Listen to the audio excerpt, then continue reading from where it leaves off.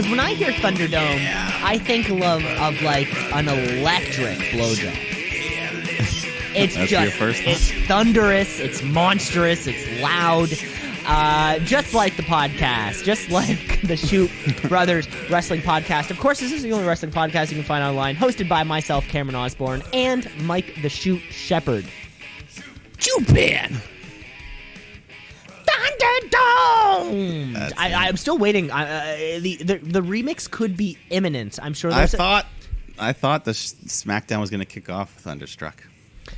You would think it's such low-hanging fruit, and as I think we've talked about before here on the podcast, AC/DC will probably take the money. Angus Young will probably take the money. And they're one of Vince's favorite bands. How many times do you think Vince McMahon has seen AC/DC? Because I was going to say, like, twice.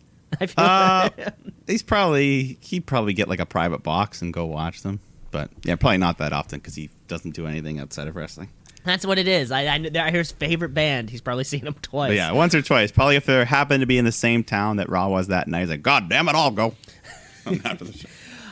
Folks, we have such an exciting show. We're bringing to you a little bit early because we do have we had a busy weekend, and I think it makes way more sense to just talk about the weekend right now. That way our next week's show can kind of be back, or we have Payback coming up soon. Yeah, it's just it's crazy the next couple of weeks. Crazy next couple of weeks, but we're going to bring you all the action because we have unlimited uploading on our podcast server. So we we have the ability to just upload as much audio as we want. Yeah, and you have unlimited time to listen to it. And there's really unlimited time for us to record. So let's kick off the show because the much-anticipated Thunderdome is here, debuting on SmackDown. Okay, folks, it's Friday night. It's time for SmackDown Live. It used to be on Tuesday, but then I think it was on Friday before, though. No, wait, we used to film it on a Thursday and then release it. It's just SmackDown Live. Now, this is an important note. I was thinking to myself, because we had gotten in this Performance Center routine. I thought to myself, I was concerned with the other WWE superstars. They've had such a great few months they have the same place to go to work every day. For the first time in their lives, maybe, they have a routine where they can set their timed drive to work and home and really set their whole life around it. And I was concerned that this move over to the Amway Center, the Thunderdome, would put a big wrench in that plan for a lot of these superstars. You know how far it is from? It's a 15-minute drive. Well, there you go. Hell yeah, I searched it. Amway Center is like super downtown Orlando, and then the Performance Center is just kind of a little bit outside of what looks like the Google Maps, kind of core. Yeah. But that's fantastic. So, this move over to the Amway Center, as permanent as it will be for the next little while, I'm just glad these people get to stay in their same routine. Well, yeah, that's very nice for them. 15 minutes ain't a big deal. Listen to a couple musics. Listen to a segment of this show. Yeah, you can listen to like half of a game of trivia. Yes, but we are here, the Thunderdome, and they just kick off. There's a thunderstorm going on in the arena. The lights, the roof, lightning, thunder. AC/DC was there, but it was the regular theme song. I thought maybe Thunderstruck would kick in, but. Just lots of lights, lasers, LEDs, pyros.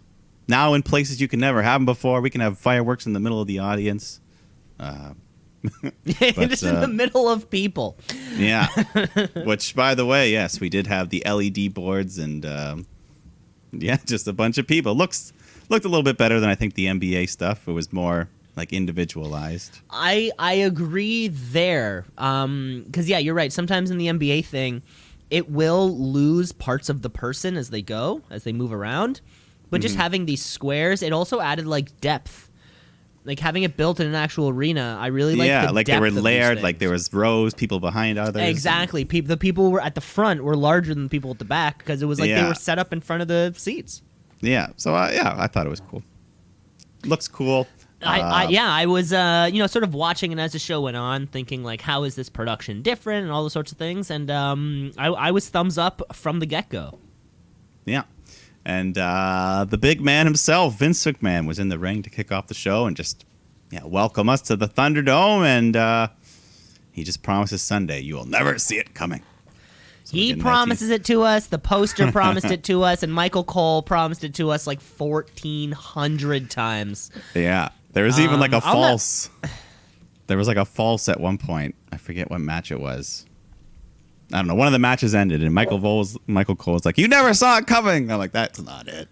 You never saw it coming. I think it was when thing. No spoilers. But yeah, that was your intro. We get that big old thing, and I think the Fiend comes out, or Big Strowman. It doesn't matter where WWE is filming. The Fiend has control. Yeah. He comes out first, and we get the badass. Well, we get kind of like a half version of the badass Fiend entrance. Everything blocks down. The red lasers is tons of my lasers. favorite. They look awesome. LEDs on the roof now, so we can get like more. There was like these teeth graphics, the Fiend teeth. Yeah, it was just his his eye, his mouth, something. His eye, some weird stuff. But anyways, he gets in the ring. Vince steps away, but Fiend is following him and laughing. But then big bad bald Braun Strowman comes out, and he gets in the ring. So Vince sneaks away. But then Retribution comes out. They surround the ring. Looks like the posse's grown even more. There was tons of guys this time. Yeah, there was you don't really have enough. There was enough that we needed the entire SmackDown face roster to come in and dispose of them. So there was like 15 of them. Yeah, because Braun and Fiend, they just look at each other, they laugh. The Fiend teleports away, so Braun's left alone. He gets beaten up by Retribution until the locker room, led by Big E, comes out, and big brawl. And then John Morrison there delivers the greatest line, says, "Get those diapers off your heads." Whatever that means to Retribution. Stick it to him. What a chirp. Yeah, Morrison. What a chirp. But then Braun just freaks out, attacks them, and he storms off. So he's an angry fella. Yeah, well, we've seen him getting angrier and angrier. Like we said last week, once you encounter the Fiend, you're never going to be the same. You'll never be the same. Big E takes on Sheamus. They just have a little big man brawler match, but the locker room wasn't a lumberjack match, but there was people just standing outside the ring. Looking around, looking at the LED. It's like a reverse lumberjack match. They were protecting the guys in the ring. This may be the first ever reverse lumberjack. This is the tree planters match. It's the opposite. But anyways, Corbin and Riddle, they start fighting. I think at some point, Jeff Hardy gets knocked down by AJ. He gets hurt. AJ went after Jeff Hardy. Yeah, but he tried to play. I was like, I didn't see him. I thought it was Retribution. But anyways, so Big E beats Sheamus in the ring backstage. Jeff Hardy's getting looked at by the doctor. He's got a title match later, and he's like, "Oh man, I think I need a knee brace." So the Big E Sheamus match had this. What's with the distraction roll up? You're not ready for it. So yeah, of course, there's a problem with roll-ups. Can I just say it? We have a problem going on right now where a roll-up or a distraction is more devastating than a one-winged angel. I feel like roll-up pins have taken more lives than the most protected moves. Well, it's a finish. It's a finish. I mean, I guess it's just like what's the deadliest move in all sports entertainment? The distraction roll up. It can be used anytime, anywhere. It's 100% effective. You're gone with your RKOs. None of your Meltzer drivers. Well, Big E's pretty big, man. You have that much weight on you when he rolls you up. Sheamus is pretty big too. He's big, but he's not as thick. Thick boy. Tick boy. They took that out of Bronson Reed's thing. Did you see that? I heard people in the crowd chanting it, though. Oh, okay. They took out the thick boy, out the graphic. I don't know. Maybe someone got offended. Maybe some tick boys out there got a little offended. We got Nakamura and Cesaro taking on Lucha House Party for a SmackDown Tag Team titles. And we just get a little fun match. Like we say, whenever you give these luchas some time, they'll always deliver. And Nakamura, Cesaro, they know what they're doing as well. But eventually, Dorado, Cesaro, they do just kind of a bunch of reversals, and Cesaro pins Lindsay, gets the win, retains the tag titles. But Then afterwards, Kalisto's all pissy at them for losing, and they shove each other around. So he just came back too. He just came back. Why is he getting all mad? Yeah, he didn't do shit. But excuse me.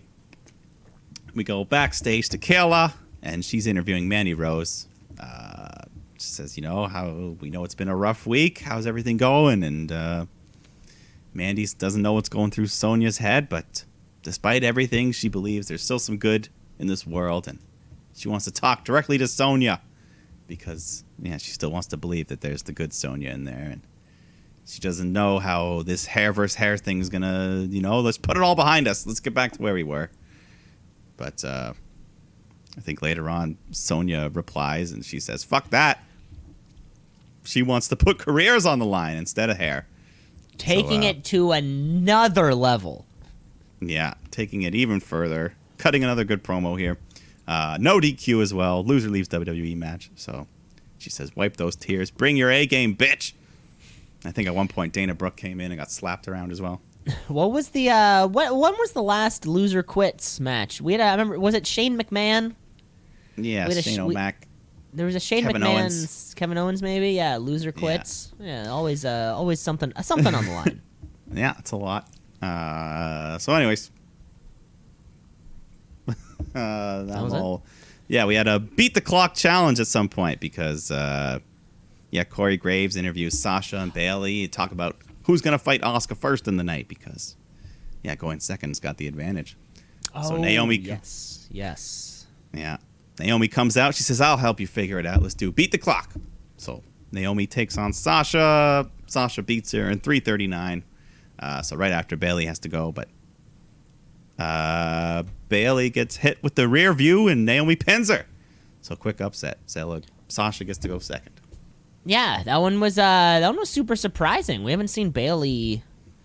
Wasn't a roll up though. That's true. It was not a roll. If it was, oh boy.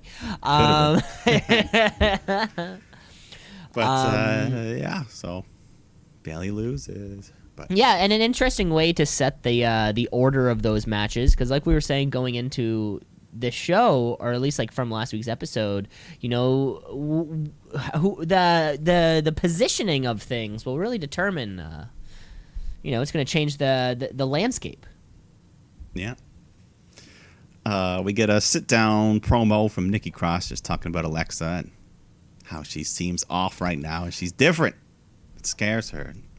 And she just feels like something terrible is going to happen. This one, maybe Mike, you may have a better memory than I do. Wasn't Nikki Cross the one who broke up with Alexa Bliss? I seem to remember Nikki Cross pushing Alexa Bliss to the floor. She did, but then last week she apologized. Oh, okay. Like, I'm sorry. I saw what happened, and I'm sorry. And she's like, hey, just leave me alone. Right. I don't know. Hey, like if your friend Mike, if us as schoolyard chums, if I pushed you to the ground, and apologized like I should have, would you immediately trust me again, or would you approach with some hesitation? Depends if I've been captured by a monster in the meantime. Right. May have changed my demeanor. You may have. Okay. May have. But let's go. We got a championship match here. AJ Styles defending against Jeff Hardy. Hardy's got that knee brace, selling that knee, but that just gives AJ a target. That's what Jim Ross always says. You tape those ribs, you help yourself, but you help your opponent. Giving him a target. But anyways, Hardy's putting on a good fight. Styles picks him up, looking for the Styles clash, but then Hardy knees him in the face with that metal brace, follows up with a twist of fate and the Swanton Bomb. Gets the win. Intercontinental Champion. Ooh, that was a real surprise here. I mean, we knew something big was going to happen at the Thunderdome, maybe, or yeah, I didn't see that coming. It was a good match though, with a surprising finish. So it did the job. Yeah, did the job. Hopefully he can keep the title on the level that AJ helped bring it up to. And that's the thing. AJ is such a week-to-week strong competitor, and great champion, right? So I'm not sure if it adds anything to SmackDown, but let's hope that Jeff Hardy can keep it up. Yeah, I hope so. Yeah. But then we go to the Firefly Funhouse here, and Bray tells us he loves us, talks about love, and puts on his glove, and he talks into the, I don't know, like it's a phone, talking to someone. And then we get the Firefly Theater presents Braun and Alexa. So we got Huskus the pig playing Braun, Ramblin' Rabbit dressed up like Alexa, and Huskus even had a Get These Hooves shirt. I did like the Get These Hooves. Yeah, the detail. I did like that. So Bray comes in, though, to interrupt their reenactment because they're doing it wrong. And he can smell Braun is here. So what took you so long? And then Braun comes charging in, beats up Bray. They fight backstage into the loading area, and then Braun just chokeslams Wyatt just right to the concrete floor. Trying to kill him. Just trying to end his life, and it looked like it was a bit of a drop there. It was a big drop. He was down. He was out. Officials, they're all freaking out. They're yelling, we got to get an ambulance in here. So get the stretcher. We get the ambulance. We load Bray in. But then the ambulance is leaving. Everyone's freaking out. The ambulance backs up. The inside turns red, and then everyone just kind of looks on scared as the Fiend emerges. Just stands there laughing to end the show. Standing tall with his tongue out. He's doing this tongue out thing lately too. I don't know if you noticed that. Yeah. Rather, maybe he stops doing that. But yeah, that's You don't like it? Just keep your tongue in your mouth. That's all. I love it. I'm not. This is. I feel nitpicking. like. What is it? Is it the visual or is it the feeling that bothers you? The visual. Oh. Okay. Like I think he looks scary enough. I'm menacing enough with his tongue in his mouth. He doesn't need it outside of his mouth. See, Braun Strowman should have seen this coming. Out of all people, like who hates ambulances the most in WWE right now? It's Braun Strowman, right? Whether he's flipping Roman Reigns in one, or he threw Roman. No, he threw somebody in another one.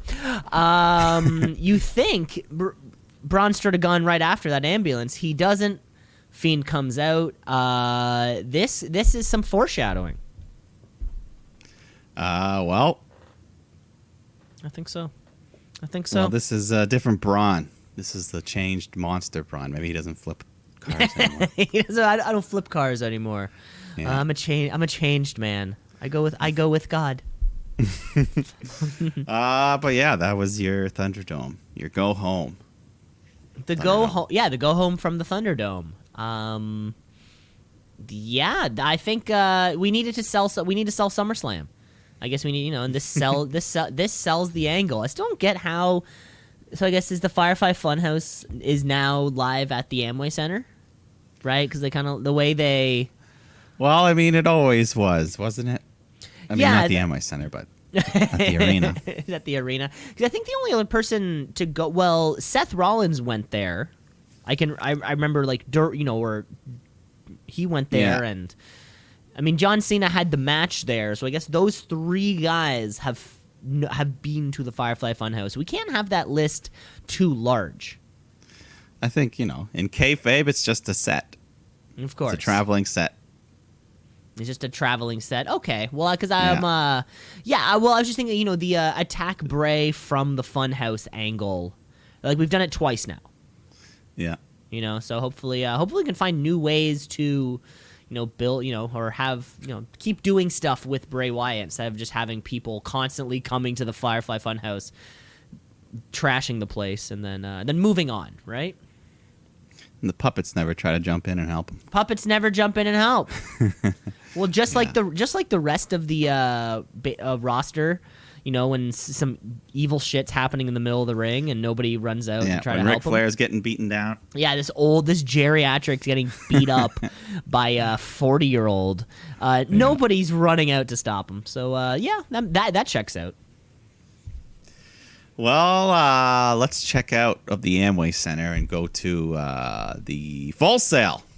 We're back at Full Sail.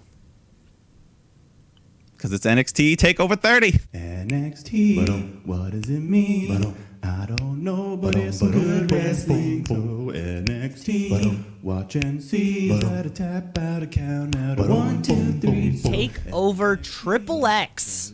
Triple X, not the Vin Diesel picture. Or the movie rating. Yes, or the adult content. Or the adult content. No, this is TakeOver 30 live from Full Sail. So yeah, we just went straight from this massive arena now back to our Full Sail environment, which suits NXT far more. But it did, they did look a little bit different there. We had some nice custom set, different entrance, the props, the giant X's. One thing I was personally wondering, now that they've moved on from the Performance Center, all of that gear presumably could be used for Full Sail events. So I bet they have a lot more equipment to play with. That was my thought. Yeah, either way, it did look good, and like you said, it's got that NXT vibe to it. Yeah. But there was a pre-show match. You see the pre-show? It happened so fast. I actually did see it. Yeah, they only have like a half-hour pre-show with one match. So, Breezango take on One Lorcan and Danny Burch versus Legado del Fantasma, #1 contender tag title match. And it was fine. Legado Fantasma, they look good. Some nice high-flying action, but Tyler Breeze hits his supermodel kick, gets the win. So Breezango gets the title shot. Breezango with the quick title, quick win, and they will be challenging for who's the Imperium. Undisputed Era? No. Imperium. There you go. Okay, so that's that'd be something fresh. That's a match we haven't seen before. Yeah, I mean, hopefully, with just get those tag titles back into the relevancy. And that's the thing, we've seen them, so to me that implies that at least those two guys who were carrying them are here in the United States. Yeah, they've wrestled a couple times the last right? So it's kind of like they are around. Yeah, let's just do more. Let's see exactly. But let's go to the main show here. Finn Balor taking on Timothy Thatcher. And, I got what I expected out of this match. Just some good old classic mat wrestling, grappling. I don't even know if they hit the ropes during the whole match. They were just in the middle of the ring. Barely. There was barely any rope touching. Which is fine, You can work the match. You're doing good. Timothy Thatcher's working over Balor's leg. But I'm sure you might be upset by the outcome as Balor hits the coup de grace, followed by the 1916 to get the win. Thatcher's first singles loss in a while. I know. Finn Balor beating Timothy Thatcher is actually the content of nightmares for me. At least I'm glad that he went for the 1916 to truly finish him off and didn't try to finish him off the coup de grace. But the Thatch man just look he'll be on. It was a good match. He'll be on the rise. What were my two takeaways? Finn Balor's getting a lot of tattoos on his arm. That was my one takeaway. Yeah, every time he's got a little bit more. He's got like a new one. And my second takeaway was, for this insane mat wrestling performance, Timothy Thatcher doesn't wear knee pads. Yeah, that's gotta hurt. And get some mat burn on your knees. Adds to his intensity. His roughness. Exactly, his roughness. And the fact that he's kind of like balding in the back a little bit.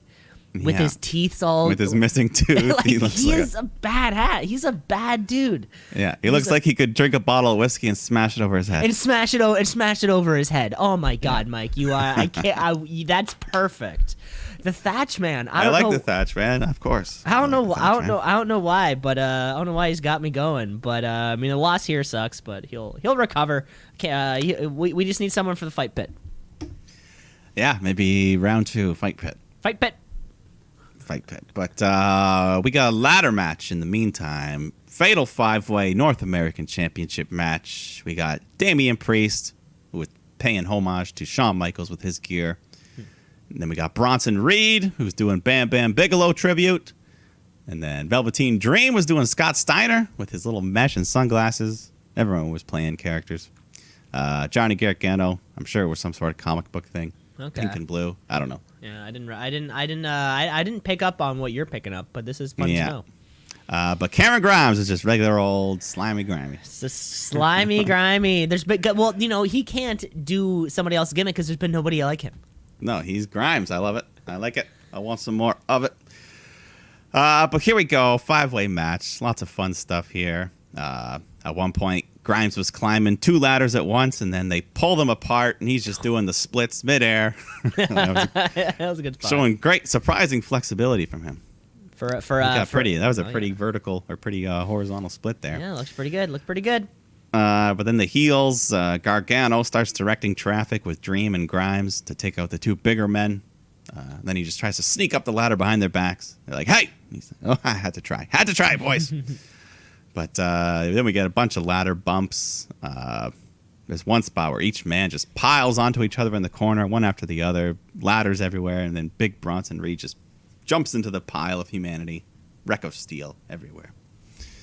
But anyways, everyone gets their time climbing the ladder, coming close at one point. Our boy Grimes, he's got his fingertips on the belt, but then Candice LeRae gets in the ring. She stops him. What the hell? I know. He was close. But so Johnny gets in. He's climbing the ladder, but then Bronson Reed clocks him, climbs up the top. So Bronson's almost got the belt, but then Candice climbs up, jumps on his back. So Reed just says, fuck it. Does a huge splash off the ladder onto Johnny with Candice on his back. With Candice on his back, so adding an extra 105 pounds of damage or whatever.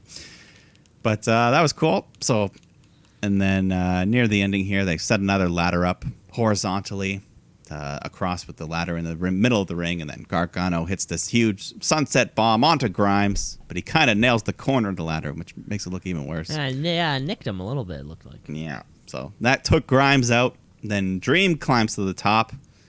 He's going to do the elbow, but then he's like, oh shit, I should grab the title. But then I think Bronson Reed tips it over, and Dream just goes flying over the ropes, over the barricade, into the crowd, crashing through some tables. So he's dead. He really was. But then, so we're down back into the ring. Gargano, Grimes climbs back up with Johnny. Johnny grabs the titles, nails Grimes. He falls off. So Gargano's got it in his grasp. When Priest appears and they both grab at the title, they unhook it. And then Priest just boots Johnny off the ladder, giving him sole possession. So Damian Priest is your new North American champion. And new. And yeah, you know, if it wasn't going to be Grimes, I'm glad it was one of the other new guys. Yeah, this was probably the better move for them. Damian Priest's been working real hard for a real long time. Yeah, he's got that unique, you know, he's so big, but he's athletic and lanky and flippy, and he did a cool flipping. I think he did at one point. He did like the run up the ladder, jumping, flip to the floor type thing. But you know, Mike, we've seen this a million times before. In 30 years of ladder matches, you put five guys like this into the ring, they're gonna put on a fun show. Yeah, it was a great match. You know, I wouldn't give it 5 stars like the first one, but still a damn good. For something for sure. Everybody had their moment to shine. Everyone came out looking pretty good. No one really got buried. No. Really. No, everyone had their fingers on the title at some point. This would have killed with a live crowd. This would have crushed with an NXT crowd. All those big moments, the Candice splash, all those things. Yeah, and going forward, I think I wonder to myself if Johnny Gargano and who is the next program, because Candice LeRae kind of had her business there with Cameron Grimes, with Bronson Reed. I would say it's one of those two guys is probably next on his shitty list of people. Yeah, maybe Bronson, because he's more of a baby face than, and yeah, he was the one that jumped with Candice on his back, so we can do that. Then I think later on we see Priest jump into a hot tub to celebrate with some pretty ladies and drink some champagne. Yeah, just him and the two commentator's women. Like, where'd that hot tub come from? Yeah, 2 women waiting.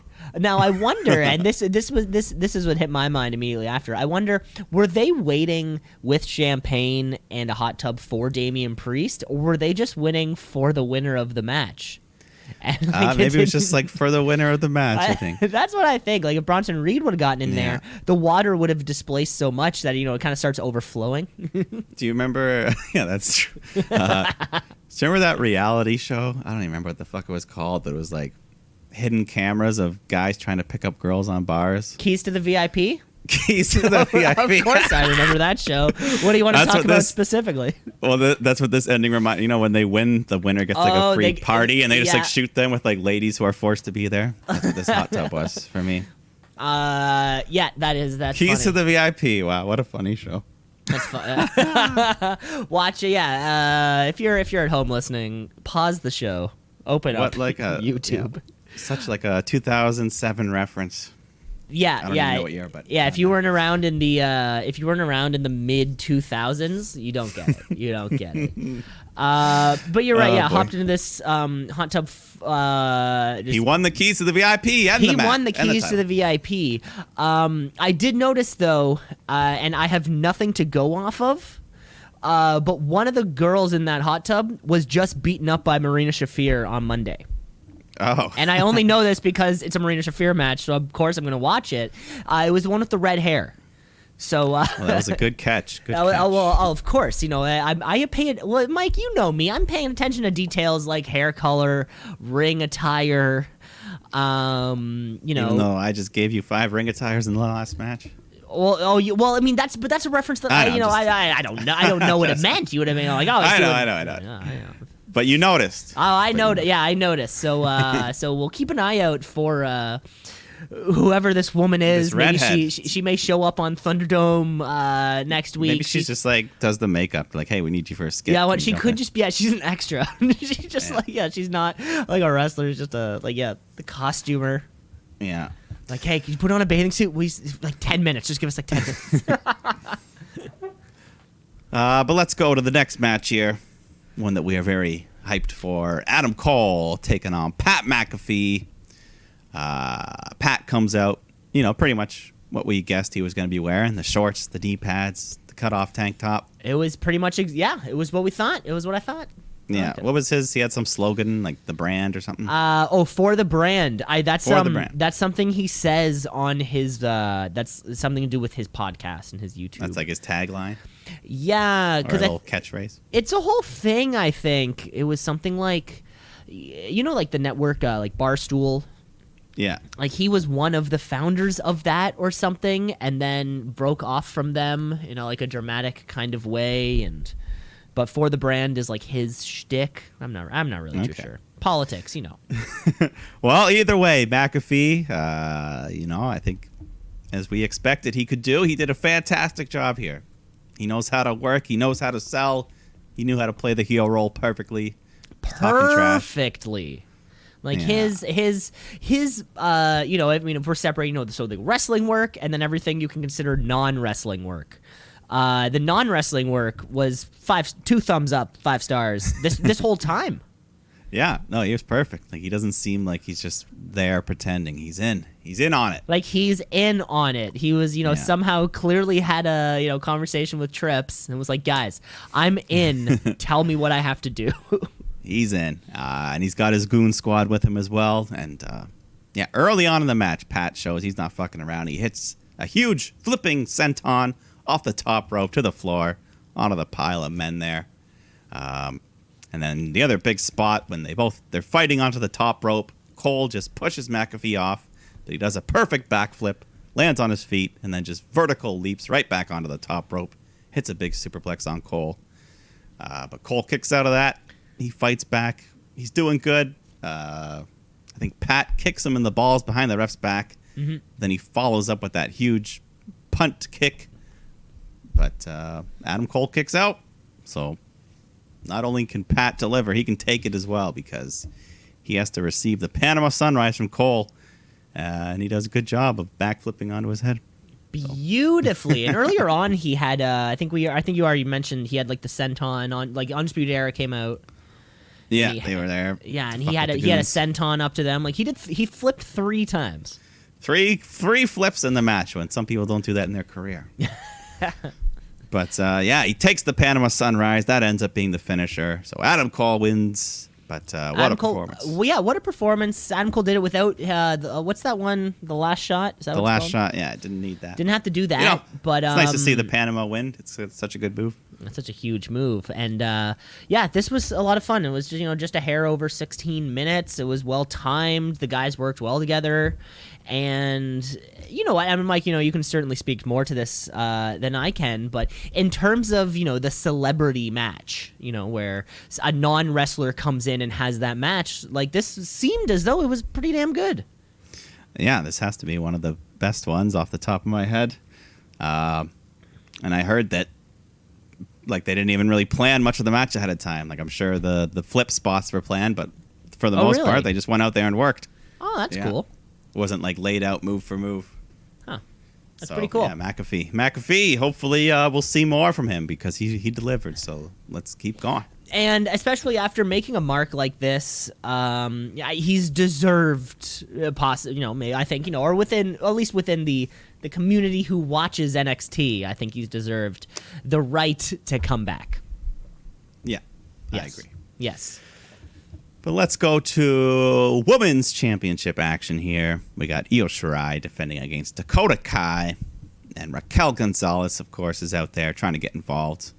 But even without her, Kai looks pretty good early on. She hits her finisher, the GTK, but Io's able to get a foot on the rope. And soon after Kai, she accidentally knocks the ref out with a big boot.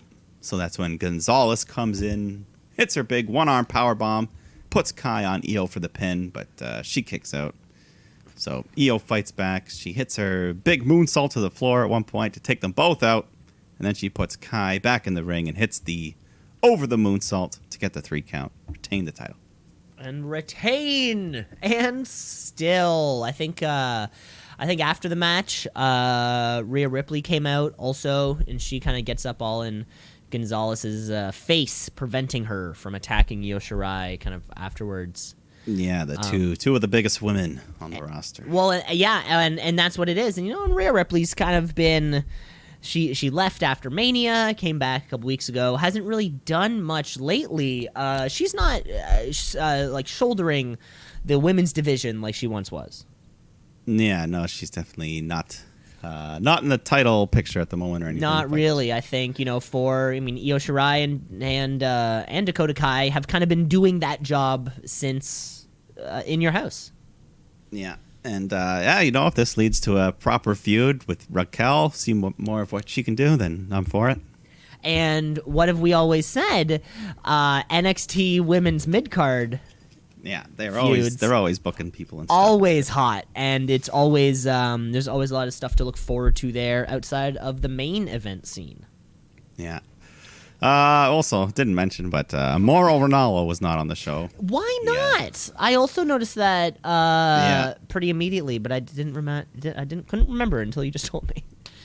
Yeah, I heard he had it wasn't anything it was a family related thing he had to go take care of, but it wasn't like his own personal issues. Yes, I guess so. What it was Vic Joseph, Corey Graves, and Beth Phoenix. Yeah. They're great. Yeah, I'm fine with Vic Joseph. I have no problem. No, they did fine. I have no problem. Something to point out.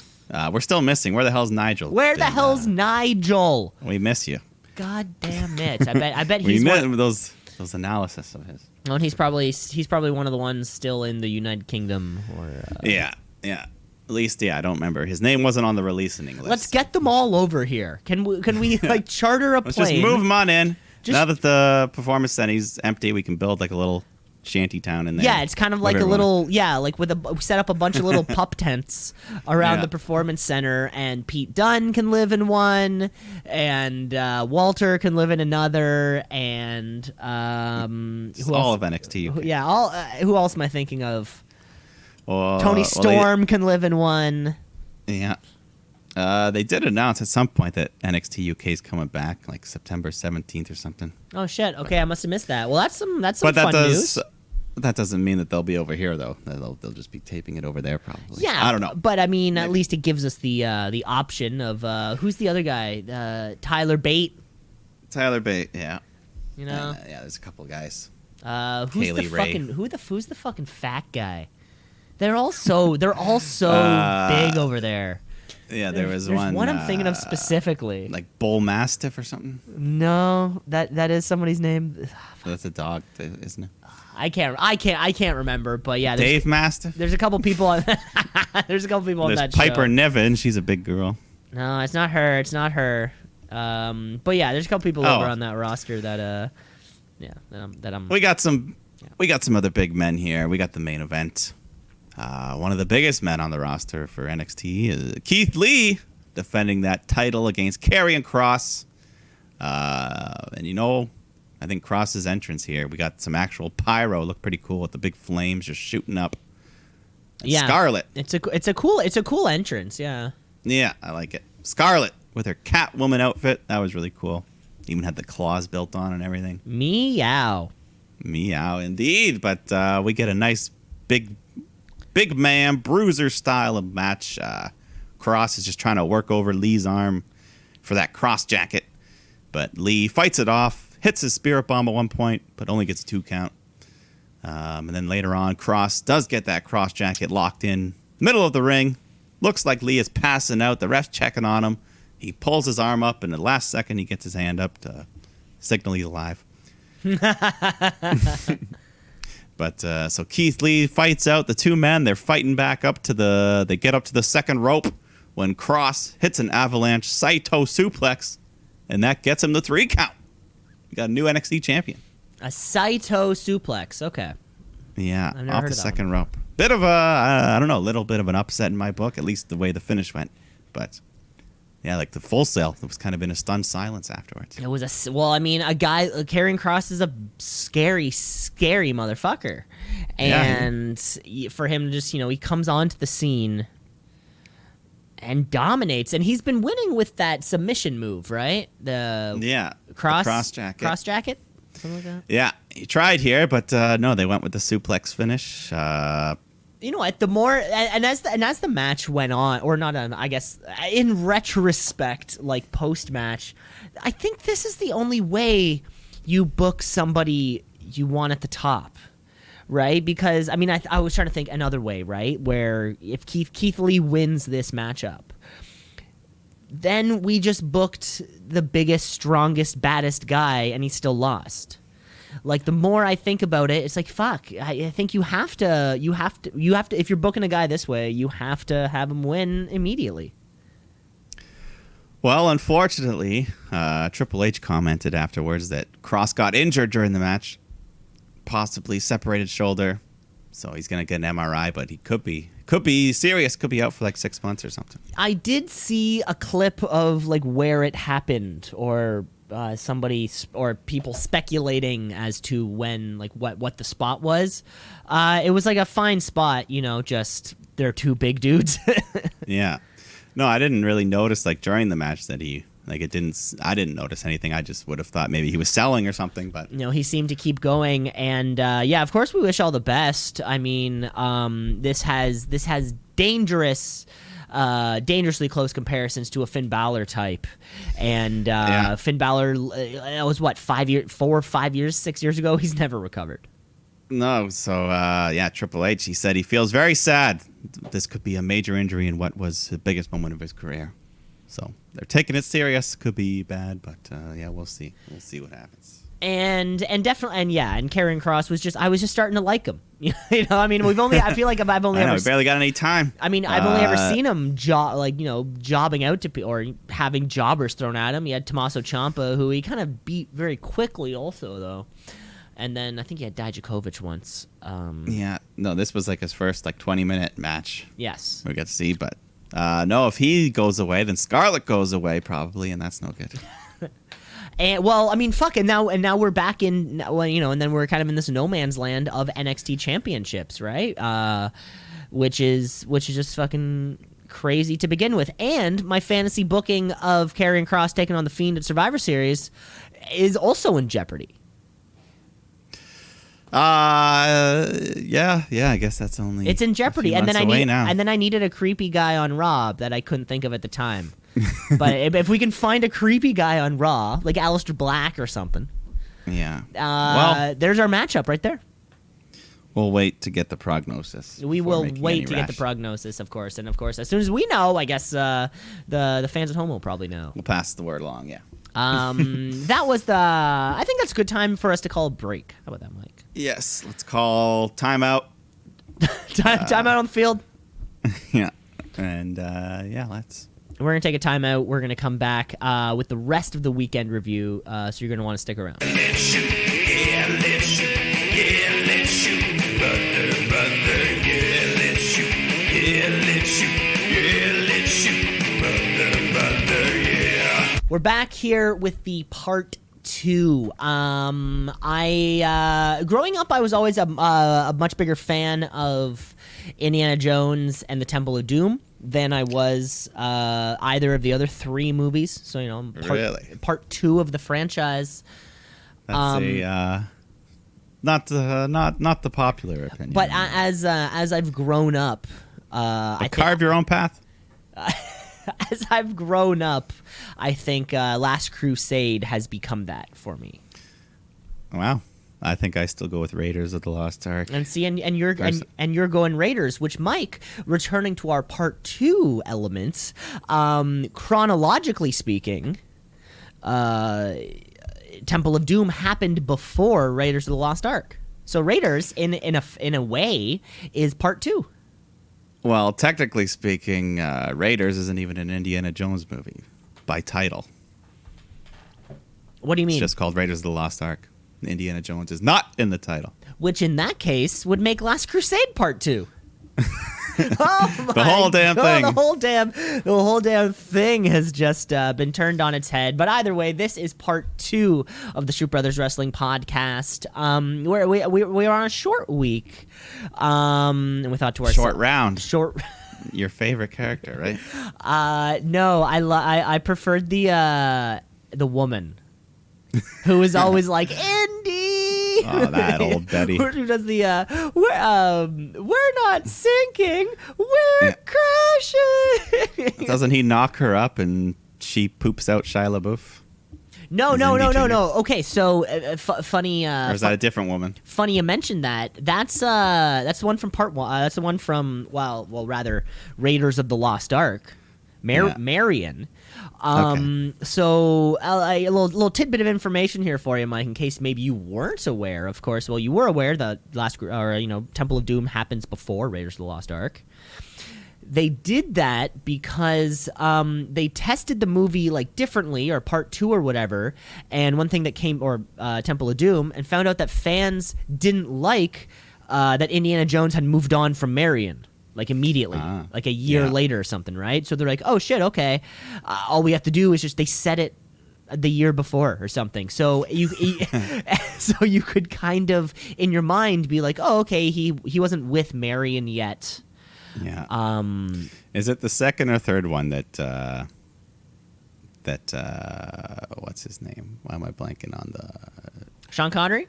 Sean Connery. Yeah, that's Last Crusade. That's Last Crusade because okay. he's Indy's father. Indy's father, yeah, and that has the whole. It has the whole incredible opening sequence with River Phoenix. Oh yeah, right, as young Indiana Jones. It's just all around, just aces. That whole franchise. Mike, we're getting way off topic here. But, let it go, Indiana. Why are you always calling him Junior? That's his name. Indiana's the dog's name. Dad. Ride off into the sunset with And that was the last Indiana Jones movie that was ever made. Last one ever made. Well, no, smash cut to Indiana Jones surviving a nuclear bomb hiding in a fridge. Yeah. Fantastic. Couldn't ask for more. That's all I got until Indiana Jones 5 comes out. Well, Han Solo's dead, so it's all Harrison Ford's got left. Yeah, I mean, when it is really all he has left. Maybe we'll bring Shia back for him. Yeah, he's quite the actor now. He's always been. Shia LaBeouf? Yeah. I'm sure he is. I've been watching some of his wrestling-related film. You ever seen Peanut Butter Falcon? No, never seen it. Never heard of it. Pretty good. Yeah, he takes this mentally challenged kid under his wing. He wants to be a wrestler, and they just kind of drift. They're drifters. They're seeing the land. It's a fun little movie. Okay, it's a fun little movie. Well, there you go. We'll have to check it out. Check out the Peanut Butter Falcon. Yeah, good picture. If you're getting into it. But, Mike, we have to keep moving on here in the show because we haven't even gotten to our Saturday Night Dynamite. We haven't even gotten to our SummerSlam. But instead of doing trivia this week, we thought we'd flip it on you. We thought you would give you an old segment, oldie but a goodie. I forgot that you existed. I forgot that you existed. You thought that they would book you when they did. I forgot that you existed. It isn't love, it's hate, it's just fits. Of course, because there's so much there's so much happening in professional wrestling. It's really tough to keep track of everybody, everything, all the places. Mike, I've actually got a few. I forgot that you existed also. So how about we just kind of go back and forth and then see where we land? Perfect. Yes, I'm sure we'll have some crossovers here, but why don't you kick us off? How about I kick it off? Oh my. Yeah. Let's see. Oh my lord! I wasn't ready to kick this off. Okay, if you're not ready. No, I'm ready. I mean, you may have forgotten that it existed, but we haven't been paying a lot of attention to New Japan Pro Wrestling lately. And however, just a few days ago, I gotta say, it was announced, or I guess earlier on in the summer, it was announced that New Japan Cup USA would be happening to determine a challenger for Jon Moxley's IWGP United States title. As we all know. And at the end of it all, at the end of the whole tournament, former WWE superstar Kenta won the New Japan Cup and an opportunity to win that title, or to challenge for that title. Yeah, all right. Kenta, the inventor of the go to sleep. Oh, really? Yes. Oh, there you go. Which has been used many times. He got the win over David Finlay, of all people. So, Is not that related to Fit? You know it. Father-son. All right. Father-son. All right.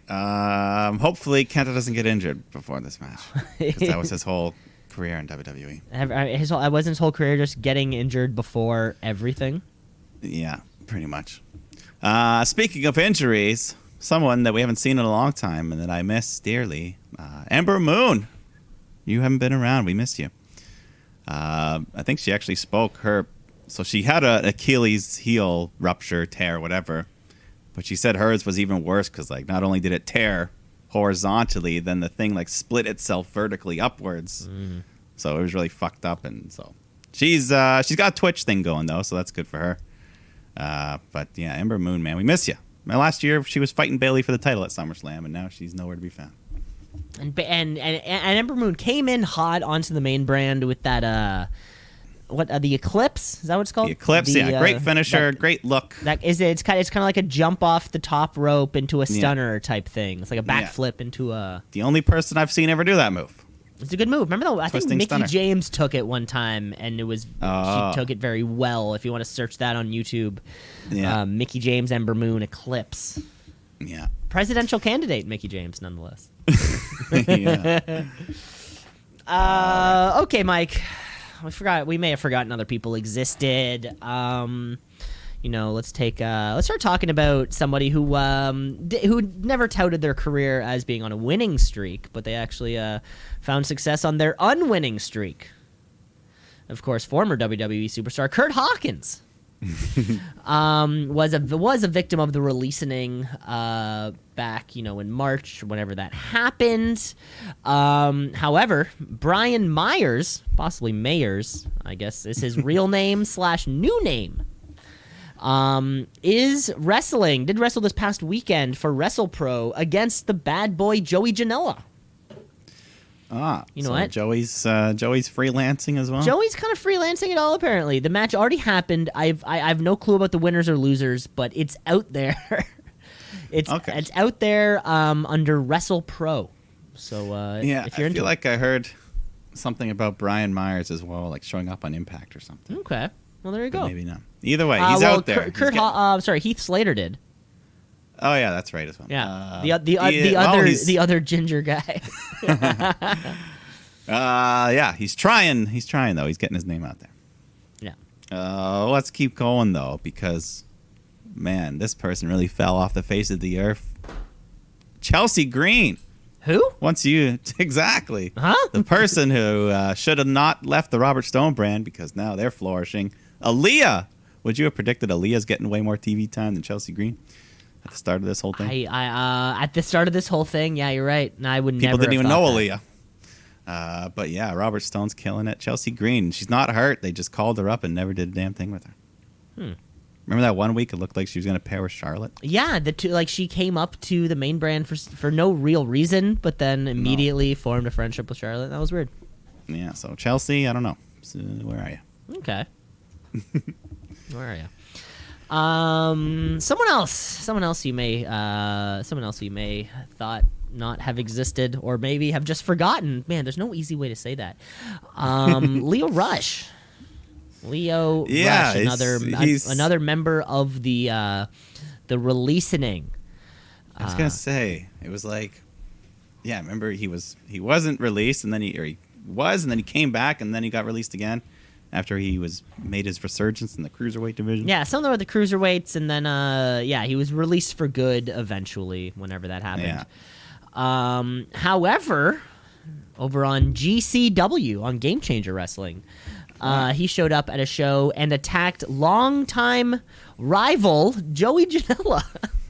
This guy's everywhere. Bad boy Joey Janela. Joey Janela's everywhere. These two have had matches for years. Apparently they're very close friends, actually. And the two of them had a match over on GCW. Unfortunately, Leo Rush couldn't bring in that inner gusto he usually has. Joey Janela won the match, but after hinted at retiring, getting out of the game. In his little post-match promo, his little thank you, kind of came across that if that was it, then hey, that was it. We'll see. See if he pops up somewhere else to beat up Joey Janela. or I think the real focus is we need to keep our eye on Joey Janela. I think that's where the real action is. Someone else we haven't seen in a while, but I don't think they're hurt. They just disappeared because Miss Money Carmella. Where's she been? That's a good. Has she been? I think she may be. She's too busy washing her black ski masks, if you know what I mean. That would be. I'd like that. Mm-hmm. That's maybe there we go. Yeah, There's a few people who I'm pretty sure are. No, that's a good one because yes, now that I think some of that long hair could have been Carmella's, kind of had the same Staten Island look to it. The Staten Island wave is what they call it. Yeah, I could tell from those Jersey Shore winds. Yeah, the winds of the shore. All right, you got more? Oh, that was just. I thought you had a follow-up. You were just saying you forgot. What? Nothing. You were just saying you forgot about Carmella. You just forgot about Carmella.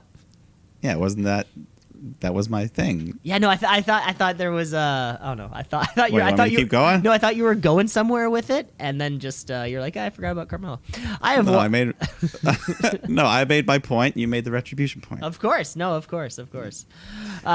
do have one more. For Will. I mean, Mike. We haven't seen them in a long time. I certainly know that you haven't forgotten about the man, Becky Lynch. Oh, yes. Probably sitting somewhere in Florida, pregnant, just kind of doing her thing. I bet her ankles are, maybe getting a little bit swollen or something. Yeah, her natural brown hair has grown out. Yeah, I'm sure she's wearing she's wearing a little shirt that says like "bun in the oven" or something. She's probably doing a lot in her off time. Well, she's doing something in her off time because she did post around a photo of what looked like the front page of a script. Uh-huh. Yeah, the title read "Toast and Me: A Study in 7 Volumes" by Rebecca Quinn, and there is a word count attached to the document. Sort of running at the bottom. You can see you can see how many words there are total. 9,000 words in. So there could be some if that's is that a mini movie? Kind of like a 15-minute thing. Is that a who knows? Well, it's written by her. You say? Oh, it was by Rebecca Quinn. Yeah, so she's penning her own. Who knows what it is? A novella? A novella? We don't know, but keep your eyes on Joey Janela and Becky Lynch, because they got some shit in the works. Janela and the novella. The Janela and the novella. It's going to be the story of 2020. Shoot of the year. We'll see. Shooties. Stay tuned. Stay tuned. All right, I'll give you one final one here. One of the most fantastic wrestlers we've seen. Just the amount of things he can do, but unfortunately he's stuck over in the UK somewhere because Pac, the bastard, we miss you in AEW. He'd probably be fighting for that fucking TNT title right now or something. There would have been a match for it for sure. We had I think the last we checked up on him, He had teamed up with Pentagon and Ray Phoenix. Yeah, like the Death Triangle or something. Something to that effect. Yeah. Yeah, and then he had to go home, and I guess he's just staying there. So, but we miss you, Pac, because we already had to go like 2 years without him wrestling, and then he finally came back, and now we have to go another year without him wrestling. Yeah. How do we get him back? But yes, forgotten, but not by all of us. That was the forgot you existed. That was fun. We should pull that back into rotation more often. Yeah. But we have to wait long enough for people to be forgotten. Hey, well, that's exactly caveat. it. We need to. That's the caveat about this segment. It's so much fun, but we need to give it time to marinate. Yeah, like a good old rack of ribs. Speaking of ribs, you're gonna want to get yourself some JR barbecue sauce. It has a brand name. I can't remember it right now. Is it like by God? It's called By God or something. He has his own brand of Yeah. wing sauce. I've never heard about it. Oh, he's or definitely I've that. never eaten it. But he's worn like a hat or a shirt or something like that when he's on the. Well, I mean, I guess when he's on the air, when he's on television for 2 hours a week. Sometimes it's Wednesday, sometimes it's Saturday. Apparently, we're talking AEW Dynamite. AEW. All Elite. They coming for you, Vince. Better watch out. It's too sweet. Yeah, Saturday Night Dynamite. Which just It's here. it rolls off the tongue. Yeah, no, it's got a good ring to it, like the wrestling ring that everything's going to happen in. We're live. Well, not always. Not all. Well, I mean, hey, we could go off back into the stadium if that's the That's true. that's happened before. But of course, we're back live at Daly's Place.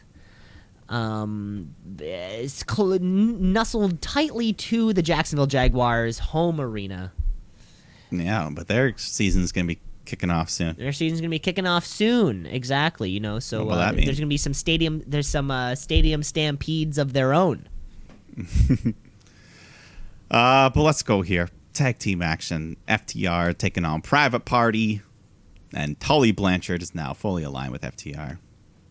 Because I guess he liked when they beat up those other old guys last week. And as a traditional a retro tag team, I'm sure Tully Blanchard just feels a kinship to them, anyways. Yeah, and we got some good tag action here. FTR hit the Goodnight Express to get the win, improving their record to 6-0. Ooh, so That is they have shiny. to be climbing up these power rankings right now. Oh yeah, big time. So I guess there is a point where, regardless of alliances, if you are the second ranked tag team, you have to take on the first ranked team, regardless of who you're friends with. Yeah, I mean there are still instances where they don't always fight the number one ranked team. Sometimes teams can skip ahead. Right? Okay. But anyways, it's all good. I think we have Moxley and MJF. They both kind of separately cut these promos, just talking into the camera. MJF's got a neck brace now, selling the effects of that paradigm shift. And he's got his attorney with him, who says they've got a petition calling for the banning of the paradigm shift. And yeah, MJF just says, come on, Mox, sign the contract. The move's banned it all out. So we'll see. Is he going to do it? That's weird. That's a weird one. That's a Weird step? Weird step, but It's been done before. but John Moxley can win a bunch of ways. Oh yeah, there's plenty of other things he can pull out. But if he does that, he's DQ'd. And isn't the classic thing that a title can only change hand via pinfall or submission? Well, it may be written into the contract where if he uses the move, he loses the title. Oh, right. That makes sense. 'Cause, yeah. But we'll see. He didn't sign it yet. Okay. But we got some 8-man tag action. Butcher and Blade teaming up with Phoenix and Pentagon to take on Jurassic Express, Dustin, and QT Marshall. This was just... We got a lot of tag matches on Dynamite. There's always a lot of tag matches on Dynamite. But, it's fine. They're always good. Gets guys on the card. At one point, Phoenix is taken out, so Pentagon's got Jungle Boy and the Penta Driver. He's calling for his partner to do the stomp, But Blade climbs up to the top rope, and he's like, I'll do it. But Pentagon freaks out for some reason. He's like, no! And he pushes him off, starts arguing. So, Jungle Boy just rolls him up, gets a 3 count. And the heels just keep bickering until the Peacemaker, Eddie Kingston, comes out to calm them down. And he's like, hey, man, why the drama? We came on here. We're on TNT television. We came from the Indies. And he rallies the fellas. They all just have a group hug. So good promo from Eddie. I still can't get Eddie Kingston's accent. I have no idea where he's from, but I want him to keep talking.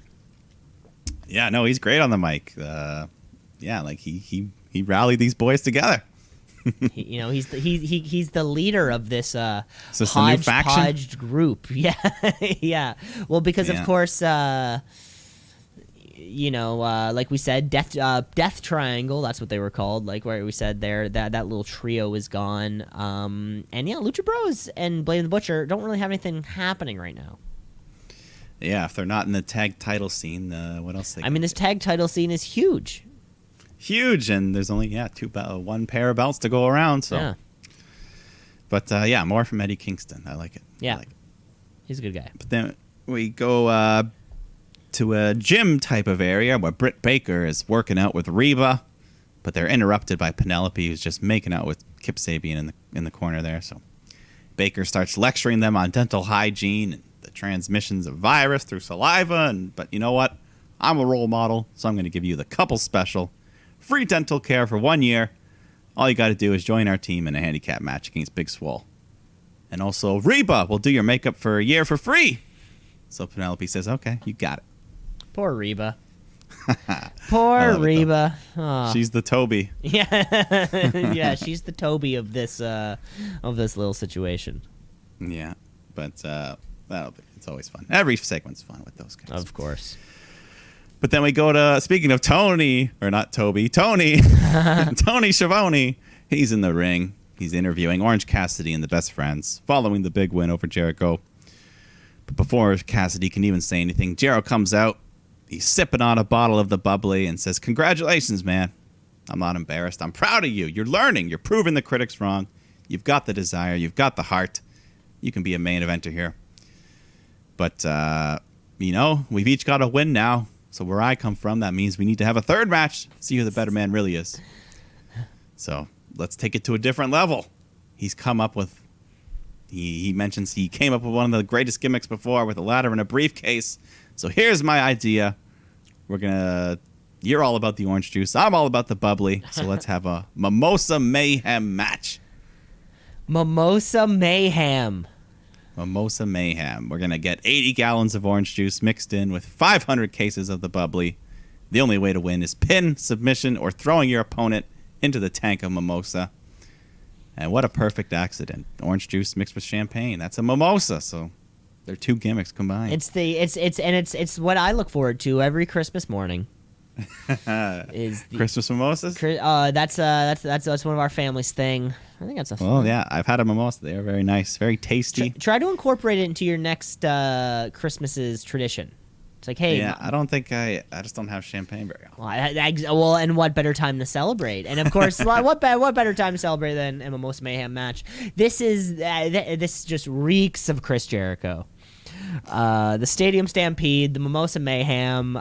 He's gonna go 2 for 2. This is probably gonna be fun. It's gonna be fun and silly, and you know what I'm saying. Someone's getting dunked in that and juice. someone's getting dunked in juice. So yeah. At the end of the day, it's all the fun part of professional wrestling. You know, all the fun stuff. Yeah, Jericho asks him if he accepts, and Orange Cassidy just gives the thumbs up, so we know what's on. Yeah. Then the Inner Circle come out, and they beat them all down, and they drown Orange Cassidy in bottles of champagne and just smack him around. Yeah, smack him around a little bit. Yeah, but I think he's not straight edge, so it's okay. They pour alcohol on him. Yeah, no, I think he just prefers orange juice, I guess. But then we go more tag action. Dark Order taking on the Young Bucks and Omega. And Dark Order puts up a good fight.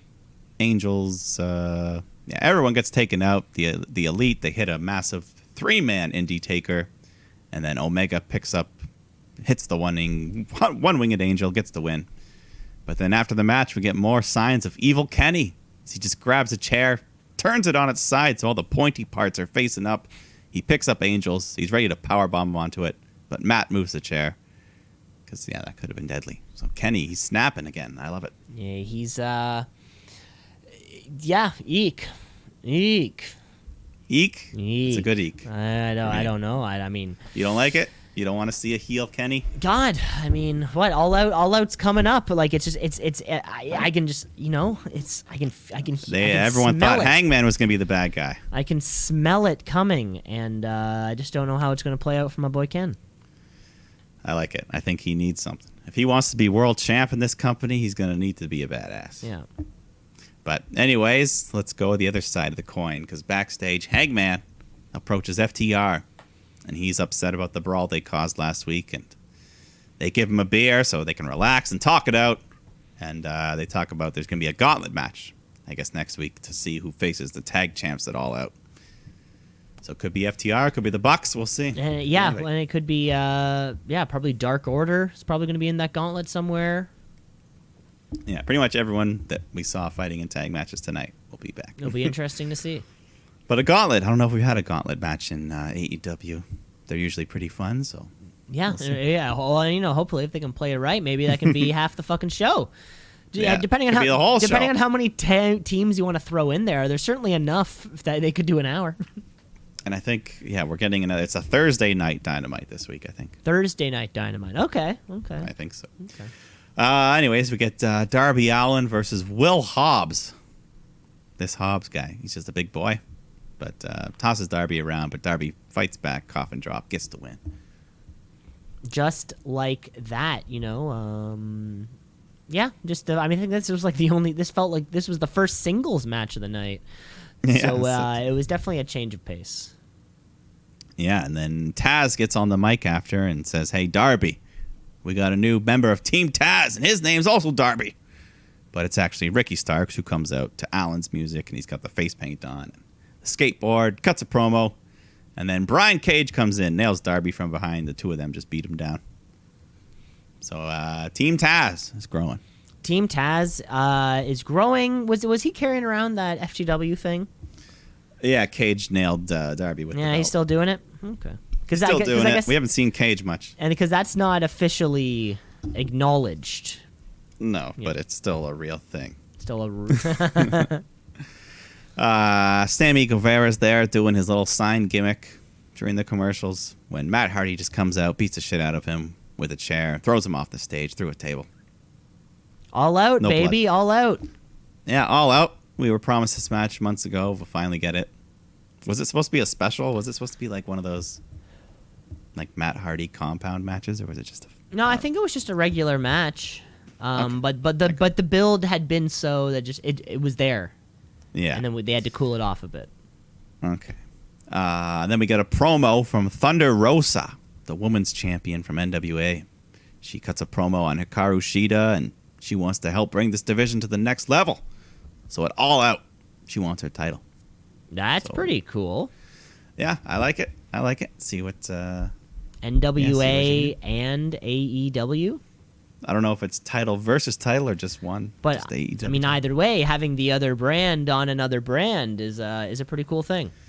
Yeah, they're in cahoots maybe. Who knows? But share They're some in talent bed. around. Next thing you know, Billy Corgan is showing up every Wednesday night. See, this is what happens. Yeah. But we got the finals here of the Deadly Draw Women's Cup Tag Tournament. The Nightmare Sisters taking on Ivelisse and Diamante. And yeah, man, I like this team. Ivelisse, Diamante, they look good. Ever since they've debuted, they've been a nice addition to the division, which can always use more women. But Nightmare Sisters, they won't go down without a fight. QT Marshall even jumps up on the apron trying to help them out. But Ivelisse nails him. The distraction allows Brandy to gain control, but she gets dumped to the floor, so Allie's all alone in the ring, and she eats a combination of moves. Snapmare, Kalisto kick, Ivelisse, Diamante, they get the win. So nice victory for them. Yeah, and we were both surprised that I guess this was the only match of this entire tournament that it was Yeah. actually on television. Yeah, so at the very least, they got to put the finals there. And They can go and they celebrate with a trophy. They get some medals presented, some flowers, but they just throw the flowers to the ground, hold up the Puerto Rican flag. Of course.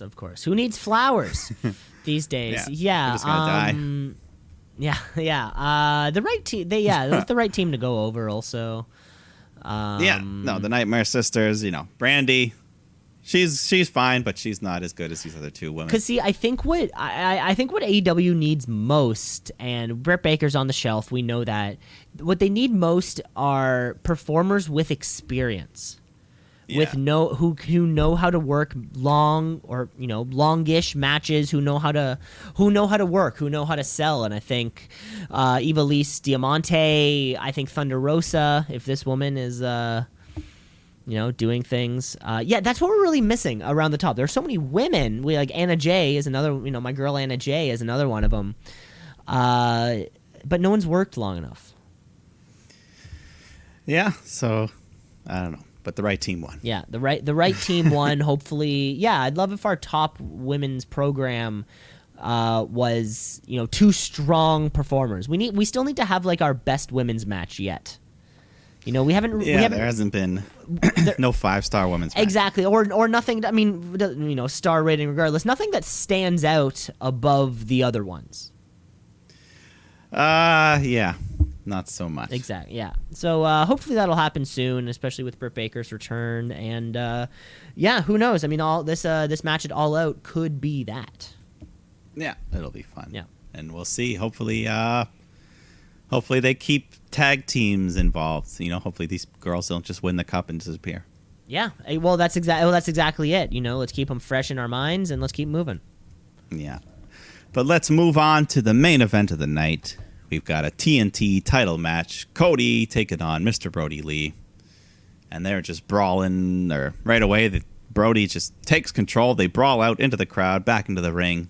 Brodie's just dominating Cody, beating the shit out of him. Hits a bunch of big power bombs, massive super kicks, more power bombs. And then he just finishes the job with a discus lariat. And that ends the match. New champ. What a domination. What a... Oh yeah, no, that's exactly it. That was insane. It was like two power bombs and a fucking discus. This is what we needed.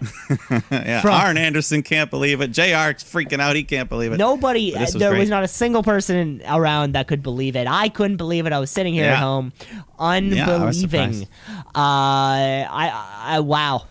Yeah, it was good booking. I liked it. Holy shit. And we've been saying this for months. Dark Order's got nothing. Nobody looks strong. We saw Brodie Lee against Moxley in a pretty good match. Man, I've never seen this before in my life. Yeah, this was crazy. And so he wins. The Dark Order, they all come out to celebrate. Brodie starts cutting a promo. Cody's getting stretchered out. Then Arn is pissed off. He starts swinging at the Dark Order members. They take him out. So he gets beat up. They flip Cody off his stretcher. Cody and Arn are laid out. And then other members, Dark Order, they bring out from the back. They bring out Dustin and QT. They're all beaten up. So Brandy comes running out. To check on her husband, Cody. But then your girl, Anna Jay, she grabs Brandy from behind with a rear naked choke. So now we just have the entire Rhodes Nightmare family just laid out. Except for Allie, I guess she escaped. Yeah, she's somewhere. But, so everyone's fucking dead. Brodie pours the smashed pieces of the old TNT title onto Cody. And, what a great, dominant-looking Dark Order What now. an amazing ending to the show. The announcement to the wrestling world that the Dark Order is not meant to be fucked with. Yeah, this was great. That's what we've been missing. That's what we've been missing from the Dark Order so far. They've just seemed to be middle of the road guys and gals. And Anna Jay, thumbs up. They're no one to be fucked with. No, I love this. And the nice visual at the end of just literally the pile of dead bodies from the Rhodes family just laid out. It was just such a great effort from top down. Exalted One, number 2, number 7 did a great job. I want to thank number 8. Anna Jay could be one of those numbers that's kind of missing there in the middle. Like She can just be Anna Jay. Like 3 is missing or something. There's like a number up there that's missing. Yeah. For all the growing pains of questionable booking decisions and roadblocks to this point, they just steamrolled through all of those past mistakes, and Dark Order's here to stay. Yeah, baby. And who's next? Who's next to join the ranks? And Brodie Lee does not have to defend this title every single week. No, but fuck that. Why would he? And for Cody we've gotten a lot of Cody lately. He certainly, or he may be off television for a little while. Let's let the mid card breathe a little bit. Yeah, let's line someone up for Brodie to face it all out. Not just a rematch. Let's give someone. Not just a rematch. Let's get something. Yeah, when you get dominated like that, you don't get the rematch. You do not. You didn't deserve the rematch. But yes, that was a fun ending to Saturday Night Dynamite. Yeah, what a great ending to what a fantastic match. I really enjoyed that. Like you just said, that was Saturday Night Dynamite. Of course, the takeover was happening at the exact same time. But Sunday we were clear skies. Clear skies, summer days, summer nights, summer slams.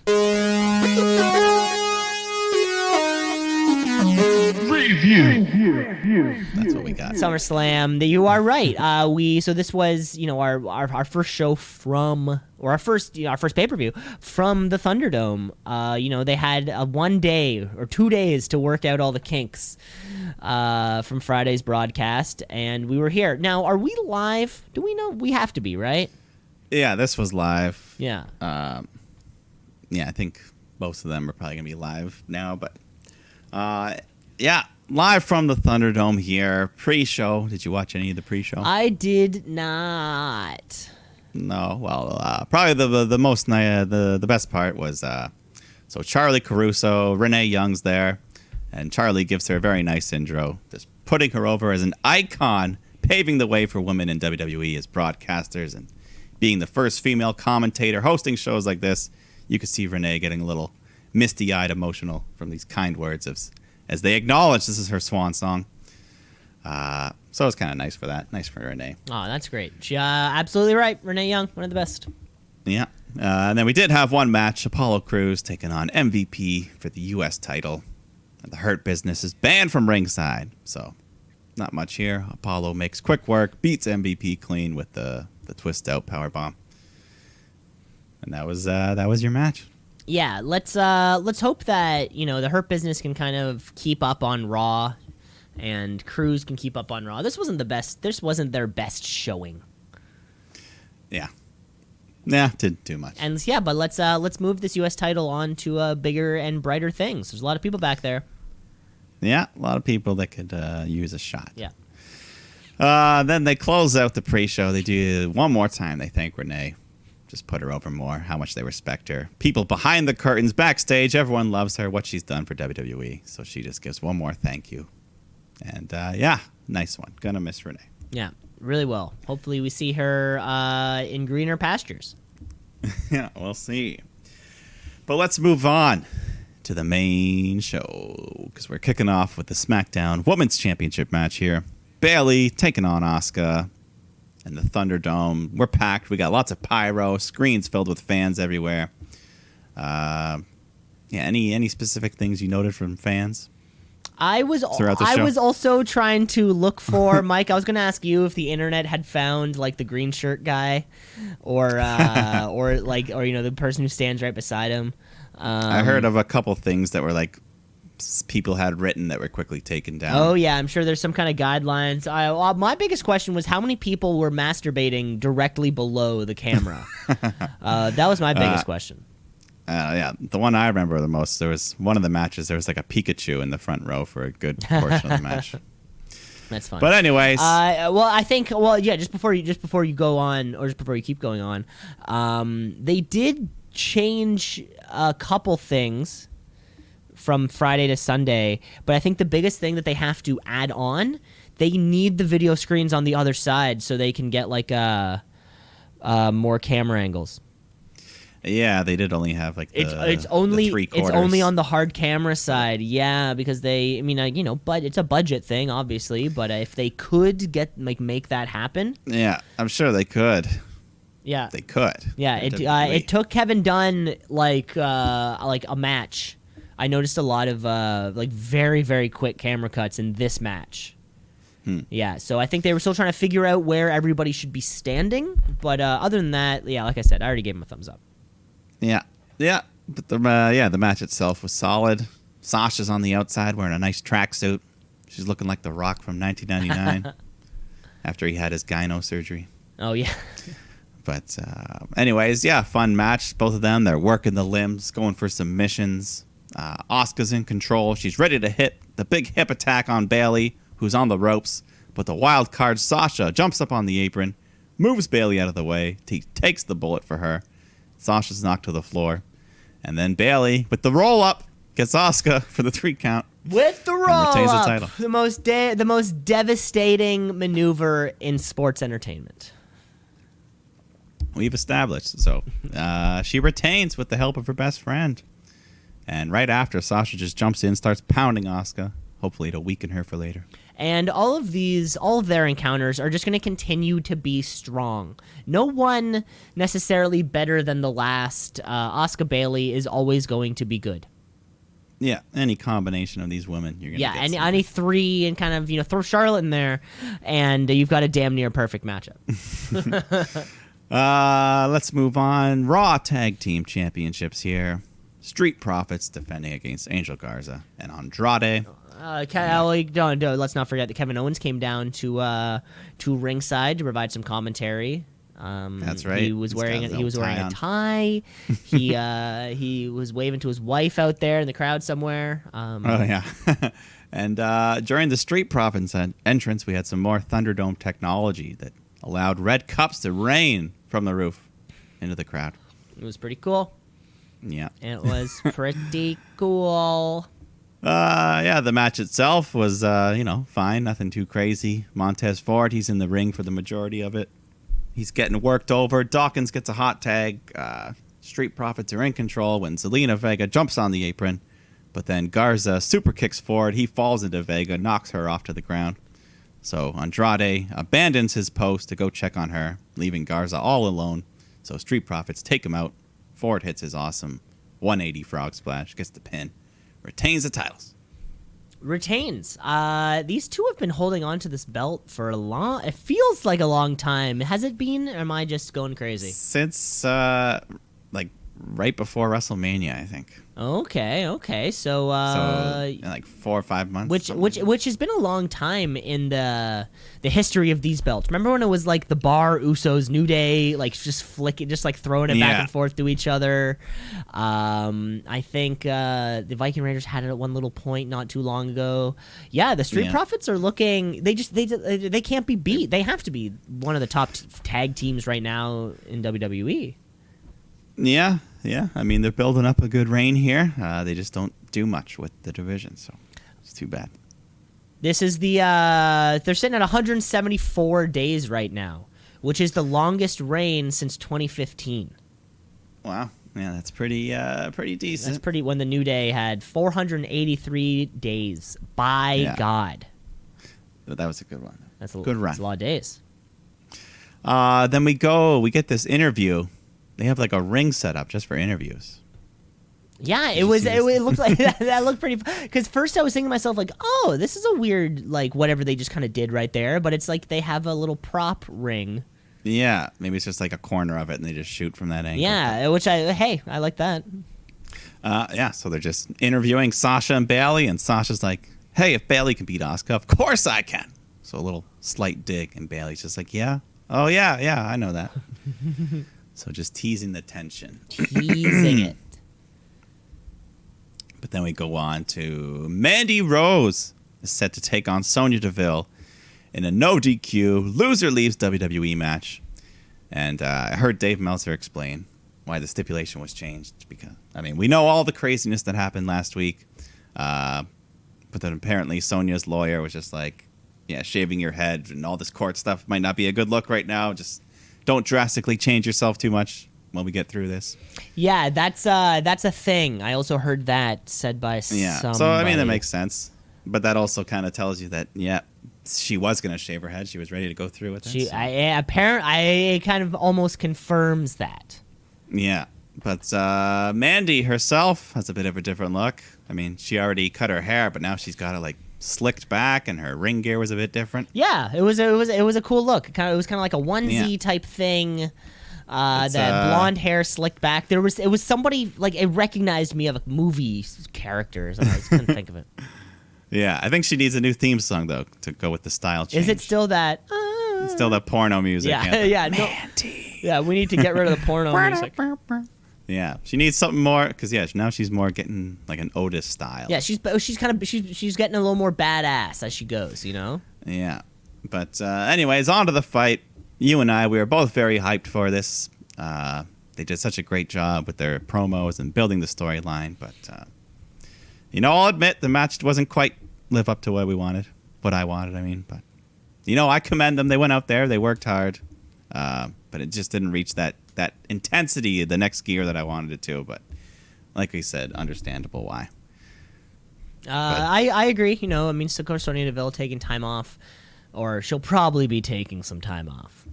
We can only assume, and and this was a great conclusion to what has been a lot of great promos back and forth. When Mandy Rose was like sliding those chairs across the tables, that was that was a cool spot. That was a cool spot. She had some trouble setting that table up. She did have a little bit of trouble setting the table up, but she got it eventually. She got it. Yeah, she went around to the other side. She's like, "Oh, if I flip it this way." She made it happen. I'm happy. But then they didn't even use the table. That was what I was. Well, they didn't even break the damn table after all that effort. They used it to slide. They used it to slide. It wasn't a unique spot. I like. They used it to slide the chairs on, and Mandy Rose finished off with that big old C trigger. Yeah, she hit like 4 of them in a row. Yeah. After that bed of roses, which they never called. I think they only called it that once in our life. What? The angel's wings. She does the angel's wings. The bed of roses. Who calls it? Oh wait, I thought it was called the angel's wings. I mean, that's what the move's called, but I feel like they called it the bed of roses once for her. Oh, okay. That's a nice okay. Thing. Interesting. But anyway, she does that. Bunch of C triggers, like you said. Gets the 3 count. So Sonya has to leave WWE. She has to leave WWE right after the match. Otis comes out. Yeah, does the worm. Mandy tries to do the worm. They're celebrating, but it was really fun. He comes out with his Money in the Bank briefcase. And yeah, I was like, he's cashing. I thought the way he was running to the ring, I'm like, no, he's cashing right now. And that was it. I was like, is he cashing on Mandy? Is that what's happening? But we have to be reminded that he still has it, right? So. Yeah, I think that's it. Yeah. But yeah, so Sonya's gone. We'll see. I'm sure she'll take some time off, sort her things out, do whatever she needs to do. Hope all the best, and then hopefully we can see her in a refreshing angle soon. Yeah. But let's go on here. Seth Rollins taking on Dominic Mysterio in a street fight. Excuse me. Rollins comes out. He's got Rey Mysterio inspired gear from Halloween Havoc 97, just mocking Rey, but. And then Dominic's gear, he had, like wrestling pants and boots, but then his top, it actually looked kind of like something Rollins would wear with the sleeveless vest and like the ab plate. The sleeveless vest and ab plate look, yeah. Also, it had a little hood on it that as soon as I saw it, I was like, that's not gonna be helpful. It was weird, yeah, because in the middle of the match, every time the hood would come up, he would just pull it down. So like, why even put it on? Yeah, I guess the look. Well, I think he came out in the hood. Yeah, he came out in the hood, but it should, I don't know. Anyways, I agree, Mike. I agree. You know, I'm talking ring attire. Yeah, but no, for the most part, it was good. And Ray's there at ringside. Murphy's at ringside. Dominic's mother, Angie, she's watching backstage. But yeah, just good match. Dominic's looking good. He's hitting some moves. He knows how to sell. Ray's going crazy for everything on the outside. He wants to get in there to help, but Dominic just keeps yelling at him to stay back. We get the kendo sticks early on, which I gotta say, even though every no disqualification match in WWE uses them, this one it actually felt different, like because they gave it a storyline purpose. The kendo stick was a part of this whole thing. Yeah, so they made it feel more important than I don't know. And they wail on each other again. Rollins, he's purple. He's bleeding right away. The chest, the back. We get chairs. We get a table set up in the ring. Dominic and Seth, they fight up to the top rope, and Dom's got the kendo stick across Rollins' throat, hits the Russian leg sweep through the table. And then he follows it up with a frog splash for the big near fall. But, later on, Dominic, he's getting beaten down. Seth Rollins gets out a pair of handcuffs. And then Angie comes out down the ramp. 'Cause she's... Angie! She wants to get... Mama Angie's here, but Ray pleads with her to go back. So Rollins gets a hold of Ray and handcuffs him to the ropes. And then Seth makes his way towards Angie. But thankfully, Dominic stops him. Beats up Seth. Hits a 619 later. Goes for another frog splash. But then Seth gets the knees up, blocks the frog splash, and soon after, hits a curb stomp. And just mocks White Ray while pinning his son. To the chorus of boos. Yeah, the Thunderdome. I I think, and I heard from people who were on the Thunderdome, not directly, but that the people would they were like directors being like, okay, thumbs down, guys. So they would like tell them when to boo. Oh, and shit. really? Yeah. That's lame. I mean, I'm sure you could just sit there and not listen, but But then they'll kick you off. yeah, they'll just cycle to the next camera. They'll cycle to the next one, yeah. Man, that's funny.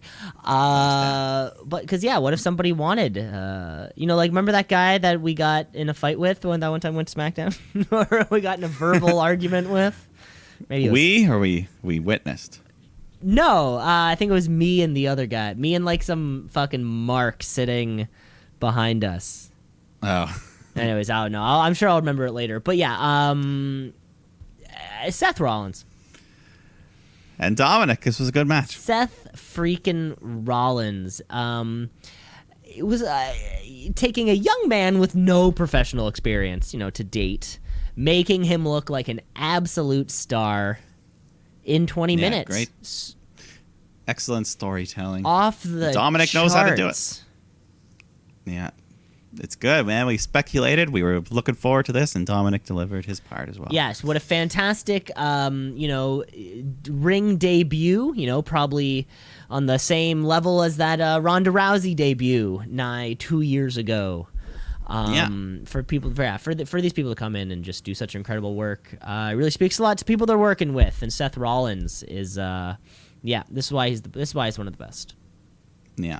And then after Ray and Dominic, they just hug and embrace after, because Ray's proud of him anyways. Because win or lose, he put on a hell of a show.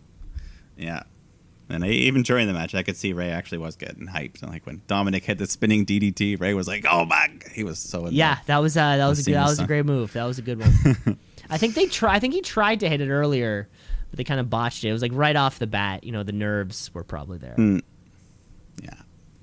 But we got some more women's action. Sasha Banks taking on Asuka for the Raw Women's Championship. And this was just another fantastic match from these two, I thought. Another above-average entry into their rivalry, I gotta say.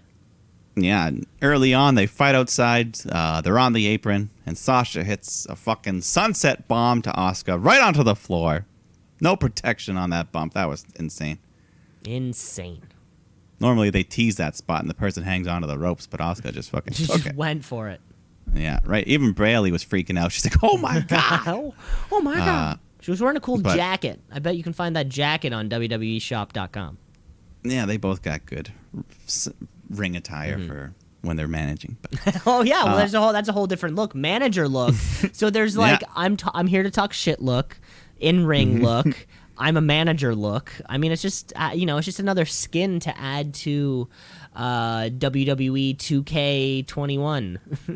well, that's what people loved about the old wrestling games on N64. Every character you make could have 4 costumes. You could make your promo costume, your ring attire, your side ring. There you go. People want the choice. But anyways, we got that big bump, but then we got another big bump when Asuka fights back. She hits a huge DDT off the top rope onto Asuka. That looked great as well.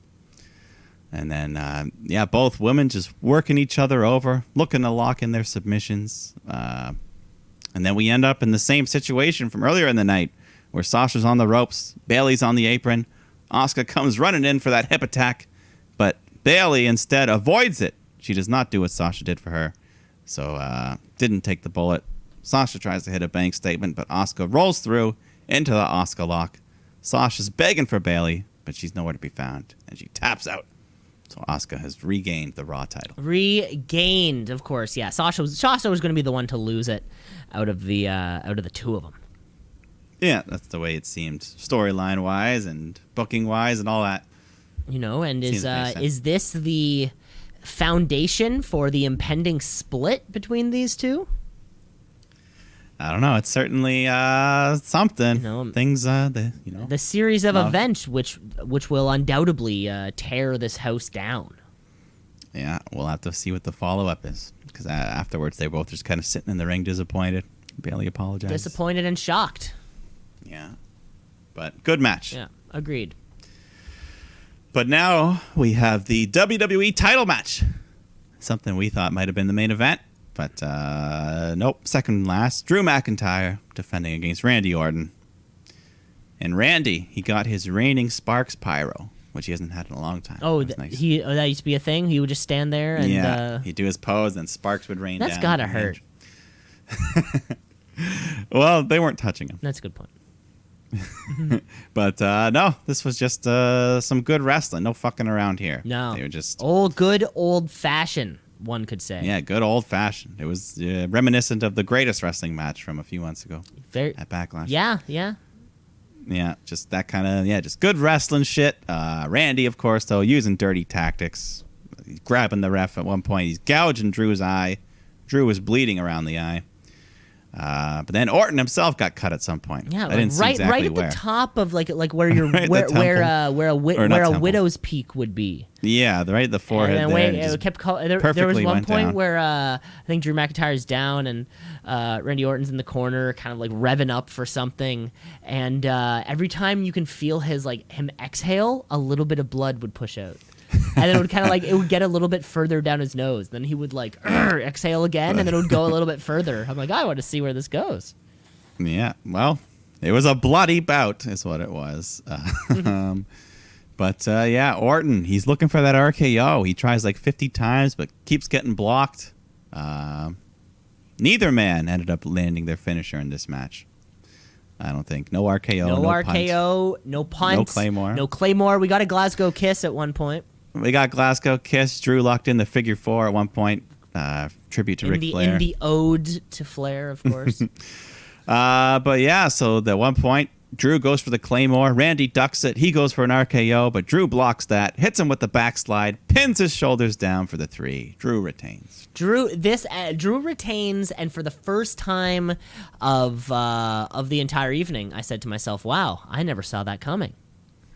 I think this is the part where Michael Cole said this was where Michael Cole said after the you pin. did not see he that never coming. saw it coming. And to myself, I was like, oh shit, if you made the entire tagline for the entire show based on that, you got me.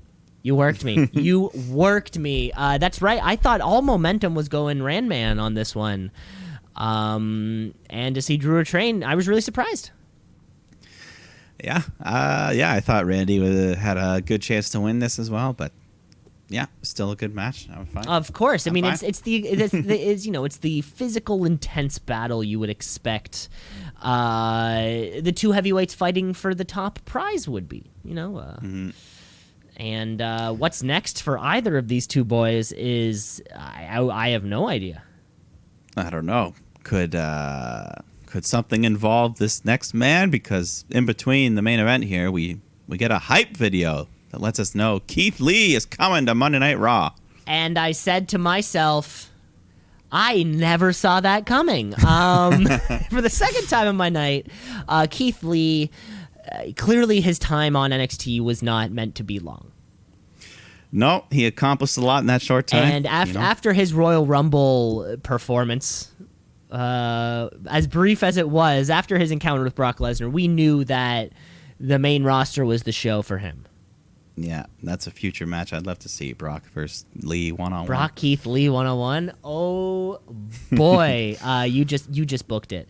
I never saw it coming, and it's going to happen later on Monday Night Raw. Yeah, we'll find out tonight just what he's into. But it's the main event time. the Universal Championship.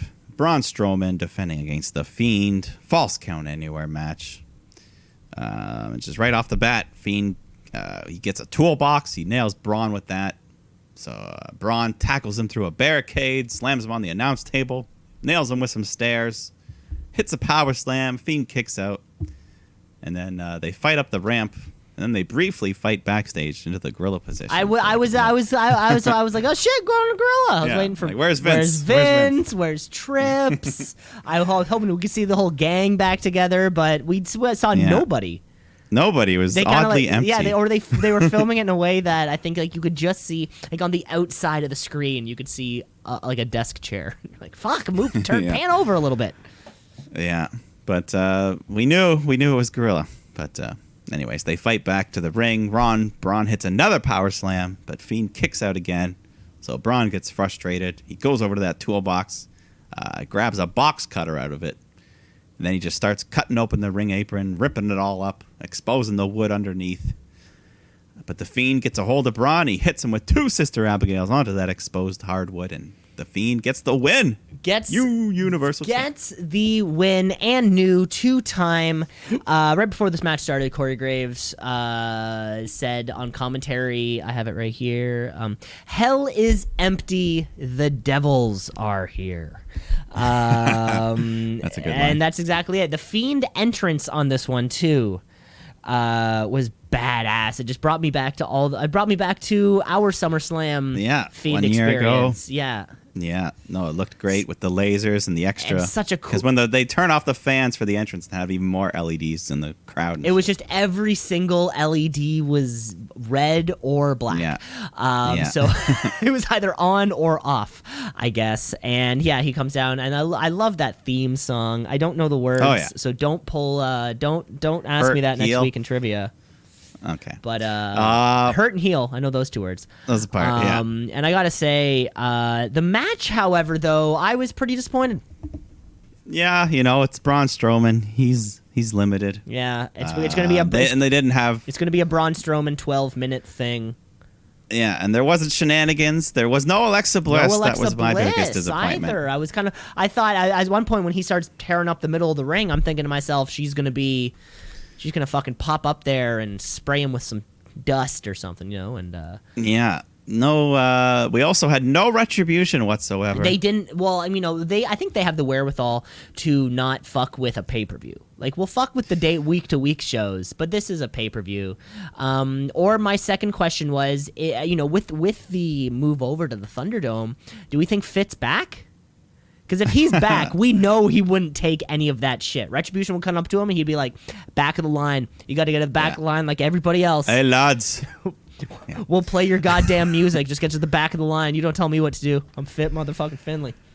Yes. So we didn't have Alexa. We didn't have Retribution. But as the Fiend is celebrating his title win, out of nowhere, Roman Reigns, you never saw it coming. He comes flying in with a big spear, beats the hell out of the Fiend. Then he goes outside, starts beating the shit out of Strowman, grabs a chair, just whacks him all around with it. Then goes back in the ring, hits another spear on Bray. The big dog's back. Oh my God, Mike! I for the 3rd time in the night, I said to myself, "God damn it! I did not see that coming." I did not see this one coming for sure. Yes, Roman Reigns is back. He's got some new chompers. Nice new set of teeth. He's got a nice new set of veneers on him. You gotta love it. This is a new shirt. Wreck everyone and leave. This is by far, the biggest Roman pop I've ever had. I popped. I was just sitting on the. There would have. I was just sitting on the couch. I popped so hard. And I've been saying for like 3 weeks now, Mike, and you can listen back on the last episode. I've been saying this whole time, where's Roman? We need Roman. Yeah, we have been asking about Roman, and maybe there was a reason there was no Retribution here tonight. Maybe Roman. Is Roman the leader of Retribution? And he said, "Hey guys, no, that could be big. Let me do this. That could be huge. This would be huge." It was almost like Mike. Oh my God! All my fingers are crossed. My toes are crossed. My arms are crossed. My neck is crossed. Your Nikki crossed. My Nikki was crossed. Did we just see a heel Roman? I'm not going to go that far. Oh my God, Mike! Oh my God! I'm not going that my far. God. But we saw some. Oh some my heel Ted. God! Oh, it's everything I've ever wanted. Tweeners as far as I'll go. Everything I've ever wanted is like coming true. Until if he confirms himself as Retribution leader, then I'll. Oh my God! Then you'll take it. Heel Roman. I'll take it all the way. Heel Roman would be like the thing we've been waiting for this whole time, or something. There's a reason to boo you, like to actually boo you. And he looked great too. Oh yeah, it looked good. His beard was all grown out. His beard was grown out, which of course, in kayfabe, the bigger the beard, the shittier the person. Tommaso Ciampa, Daniel Bryan. This is tried and true. Yeah, so and it's with the way they've been good at separating the brands now, so we're gonna have to wait till Friday to follow up with Roman Reigns. Yeah, I'm looking forward to the difference between how Monday Night Raw and SmackDown will look now that they're now that they have a larger production, now that they're at the Thunderdome. Yeah, they can. They can do more to separate them. Hopefully, we'll see. Yeah, I'm really looking forward to that. And man, that was SummerSlam. Yeah, hot ending. Pretty good show. Those last few matches kind of, I think Seth Rollins and onwards. The last 4 matches were really, really strong on this just card. Banger after banger. Yeah, really. Overall, pretty good weekend. Pretty great weekend. Yeah, oh man, we had 3 title changes. Yeah. 4 title changes. Yeah, including AEW. Exactly. Yeah, and 1 week we got Payback, so get ready for that. Yeah, we'll have to see how that unfolds. We know nothing except for Sasha and Bayley defending against To Be Determined. To Be Determined, the most dangerous competitor of all. TBD. And that's the show. Or at least that was the reviewing segment of the show. Mike, I've got a Wrestler of the Week. It's the Wrestler of the Week, of the week. Wrestler of the Week, of the week, of the week. The Wrestler of the Week, of the week, of the week. Wrestler of the Week, of the week, of the week. The Wrestler of the Week. You know who my Wrestler of the Week is, Mike? I could make 3 guesses. And you can make 3 guesses and you'll never get it. Never? Well, never. Then I guess not. Then it won't be who I expect. Mike, yeah, there was so much fantastic before. I mean, Roman Reigns alone showing up was enough to get me going, and sometimes that's all I need to get going. But this week, my Wrestler of the Week is everybody involved in the WWE production team, moving their way over to the Amway Center, trying things that the other sports are doing right now and making it a bit different. The show is going to continue to evolve, and there's a lot of great minds putting together that show. I always like to put over the production team. But I think this week, and with the lack of Retribution fuckeries, it's maybe proven to me, hey, maybe this production team, they can stand up for themselves a little bit. Maybe Retribution did come, and there was some sound guy there with a wrench who just kind of knocked one upside of the head, and kept strong. And yeah, this production is going to keep getting better, and I'm really looking forward to it. The difference between that and the PC right now is fucking night and day. And we forgot what we had, and now it's back. WWE live productions, and and that's it. You're my Wrestler of the Week. All right. Long live the Thunderdome. Thunder. But, all right. Yes, we had some good options this week. We had the big return of Roman, a top moment. We had some great debuts on back-to-back nights, both Pat McAfee and Dominic Mysterio showing in their very first matches as they can go. And you know what? I'm going to give it to Dominic Mysterio. He did great. Great match. Good story. Good selling. Good everything. Dominic Mysterio to come in to skip over the entire NXT world, the Indies world, to come up straight and legitimately have your first professional match at SummerSlam. That's such a tall order, and he pulled it off. You got to give the kid thumbs up. Yeah, and maybe the payback is we get that tag match next Sunday. Murphy, Rollins versus Ray and Dominic. That could be it. Why not? That sounds like payback to me. Well, and now that Dominic Mysterio is a signed, a contractually signed member of WWE, who knows? The list could be endless. Yeah, we'll see. We got 2 shows to book that pay-per-view. Great. We have like 5 days to book an entire pay-per-view. We're clearly trying to get every penny out of this Amway Center. I wonder what the lease is. I heard it was $450,000 for a month. For a couple months. That's nothing. I heard it's a really good deal. I heard it's a very good deal. That's nothing. Industry wide. I think the NBA bubble is costing the league $150 million.